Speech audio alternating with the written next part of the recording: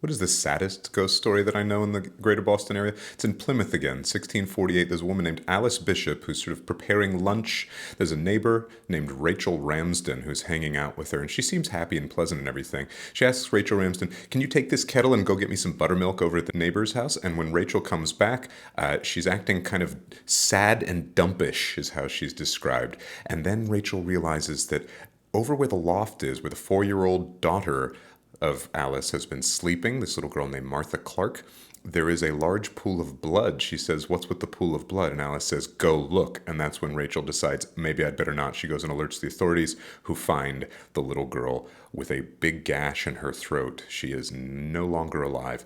Alice is arrested for this. She is later executed for it. But the freakiest part is in the Burying Hill in Plymouth, just a couple of years ago, a good friend of mine was walking around looking at graves, looking around the history, when he describes a small, raggedy blonde girl dressed in old period clothing just kind of staring at him about 100 feet away. He looks over at her, is confused, looks around for the parents, says, "Little girl, are you lost?" But there's no response from the girl, and so he turns and looks the other way to see if he can find anybody. And as he does, 100 feet in the other direction, he sees what is clearly the same little girl just staring at him.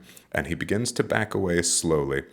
When he turns once again, suddenly he feels a tiny little hand in his pocket and he looks down and she's right there. She's reached in, she pulls out his keys. He watches as she vanishes into thin air, but he sees his keys still floating. They fly over the fence of the burying ground, and as he tries to recover himself by sitting down, as his knees are shaking, he hears what he says was from the back of his skull, a deep voice just say, "Get out!" And so he's never gone back into that burying ground again. I have. It's a lovely place to go touring, but I don't like to go in there at night, so you can check it out for yourselves.